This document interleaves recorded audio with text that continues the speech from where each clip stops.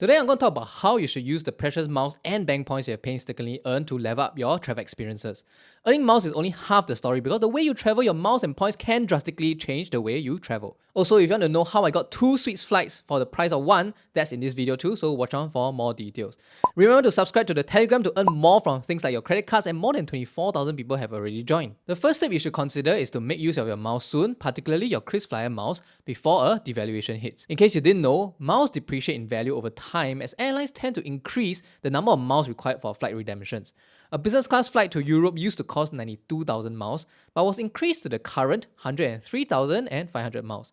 Nearer destinations like Thailand and Vietnam used to cost 21,500 miles, and now it costs 24,000 per way. These are increases of about 12%, and this devaluation happened in July 2022, which is already 2.5 years ago. The ones before that happened in January 2019 and March 2017, so it seems that devaluations of KrisFlyer miles are now happening once every 2 to 3 years or so. I think that it's hence very likely that Singapore Airlines will bump up prices once again this year, and the last time they did it, they gave a 4-week notice for people to use their miles at the old rates. So definitely stay subscribed to the Telegram for updates when this eventually happens, so you can use your miles quickly to redeem at the current rates. Now, even before that happens, you can start planning out your trips for this year before the inevitable devaluation happens. The moment they announce this, you can be sure that there will be a lot of people booking flights, so you will be competing with those people when the news breaks. So you want to book as soon as possible, and of course, after watching the rest of this video for better ways to make full use of your miles. The next tip I have to use your miles effectively will be to use them during promotional periods. Sound obvious, of course, but there are generally two kinds of promos: those that we can't predict and those that we can. For promos that pop up from time to time, I will analyze whether the promo is worth it and update my Telegram subscribers so that they can take advantage of the deal if it is good. Other promos are more predictable and we can thus plan around it. Singapore Airlines has 2 such promos that happen regularly, and we can hence anticipate it and prepare for it. The first is Spontaneous Escapes, which happens once a month, and I talked about it in my video, so check that out for more details.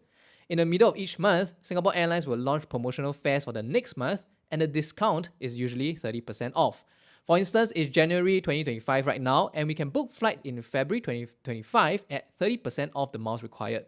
There are very attractive deals like business class to Brussels for just 72,450 miles each way, and many regional flights that you can consider too. I recently booked Bangkok in business class via Spontaneous Escapes for just 33,600 miles instead of the usual 48,000, and I found that it was a pretty good redemption after the 30% discount. There's another sale that Singapore Airlines offers on a regular basis, and that would be the Global Redemption Sale that happens once a year, usually around September or October period. It works a little like Spontaneous Escape, and last year, tickets were discounted 25% off the miles required. Unlike Spontaneous Escapes, however, the travel period was from 15th January 2025 until 29 May 2025, so Global Redemption Sale has a lot more room for planning your trip ahead of time compared to Spontaneous Escapes where you need to fly the next month. During that sale last year, I booked another flight to Bangkok in a few months' time for 36,000 miles, and I'm kicking myself for not booking a return flight to Seoul for just 78,000 miles, and this is in business class. But I have a way to solve this, so keep watching on for great ways to use your miles. Now, because we can predict these promos, we can prepare for it. So one of the ways is to make sure that you have enough miles in your KrisFlyer account so you can book as soon as the destinations are released in the middle of each month for Spontaneous Escapes. Seats are available on a first-come, first-served basis, so if you spend precious days waiting for your bank points to be transferred into your KrisFlyer account, others may book the seats that you want first, and yeah, you may be too late to book the seats at a promotional rate. Now, of course, don't forget to stay updated by subscribing to the Telegram and leave notifications turned on so you don't miss time-sensitive updates. Earlier this month, Singapore Airlines released the list of destinations a day earlier than they intended to, so Telegram subscribers got extra time to consider which destination to book before everyone else, so I would definitely subscribe if I want to be updated on such deals.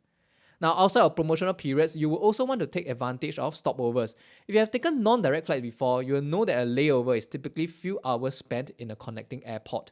For example, some flights to Japan stop over at Taiwan for a few hours. A stopover, on the other hand, is something that can last for a few days or even weeks. Let's say you have a holiday in New Zealand in December, and in January you're going to Hong Kong. So if you're taking business class, your flight to Auckland is 68,000 miles, and coming back is another 68,000 miles, assuming you manage to book saver rates. Then you will book your Hong Kong flights, which would be 34,000 miles there via business class, and 34,000 miles back to Singapore, again assuming saver rates. What you could do instead is to book an Auckland to Hong Kong flight with the advantage rate and add a free stopover in Singapore. Your total cost now comes up to just 90,000 miles instead of the 68,000 plus 34,000 miles for these two flights. So instead of paying 102,000 miles, you pay only 90,000 miles and save 12,000 miles in the process. Now this might not sound like a lot, but this example compares advantage rate to saver rates. If you assume that saver rates are not available on the date you want to fly back from Auckland, then your Auckland to Singapore flight would have already cost 90,000 miles itself on advantage rate. So adding the stopover in such an event pushes your savings up to 34,000 miles. You can take the Hong Kong flight as if it was free. As self-proclaimed captain of team value, I of course have to squeeze as much value as I can from my miles. Last year I took Suites for the first time in my life using my miles, and I used stopovers to get my second Suites class practically free of charge. Now to get Suites, you almost always have to book advantage rates because saver rates are nearly non-existent for the more popular destinations, and the cost for flying back from Auckland is 155,000 miles on advantage. Instead of just booking an Auckland to Singapore flight, I booked Auckland to Hong Kong instead with Singapore as a stopover for about 30 days. The total cost went up a little to 158,000 miles, which is just 3,000 miles more, and the taxes went up by about 85 New Zealand dollars, which is about 65 Sing dollars. You know, I always dislike people saying that miles can get you flights for free, but at 3,000 miles and 65 Sing dollars, this additional flight to Hong Kong in Suites is practically free in my books. So the next time you have trips in close proximity to each other, consider using a stopover because it can potentially save you a lot of miles. The final tip I have for you to use your miles and bank points effectively will be to look beyond KrisFlyer miles. Now this is even if you want to take Singapore Airlines flights. Now earlier on I said I should have booked flights to Seoul during the Global Redemption sale, but guess what? You can actually book Singapore Airlines flights for less if you have EverAir's Infinity Mileage Land miles. With Singapore Airlines, a return flight to Korea in business class costs 104,000 miles, while it costs just 80,000 miles when you book through EverAir. Again, this is the same Singapore Airlines flight. In fact, availability via EverAir seems a lot better than it is on Singapore Airlines, which shows me most flights on waiting list.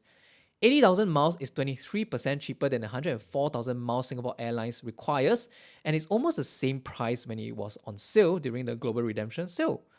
I'm looking at going to Europe soon, and flying via Singapore Airlines using EverAir's miles just costs 160,000 miles per person instead of 207,000, which is again 23% cheaper.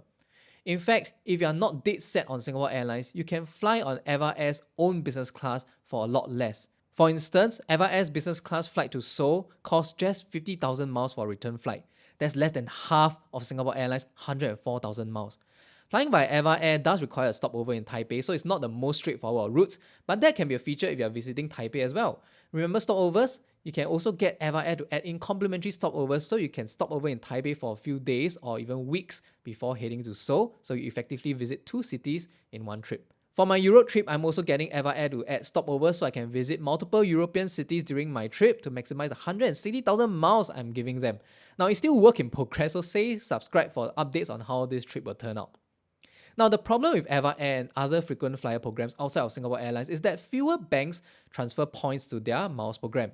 For EverAir, only American Express, HSBC, and Citibank transfer points over. So if you have those points, I would encourage you to think twice before transferring to KrisFlyer without thinking, because it's very possible to get better value outside of KrisFlyer. You should again subscribe to my Telegram because these three institutes tend to offer miles when you sign up for their cards, and I frequently highlight these deals so you can take advantage of their sign-up offers to get a bunch of miles quickly. And that's my quick guide to helping you maximize the value of your miles this year and beyond. Over the next few months, I have big updates to share and more detailed guides, so subscribe to my Telegram for those updates and check out this video where I talk about whether business class is worthy or not. So I'll see you in that video.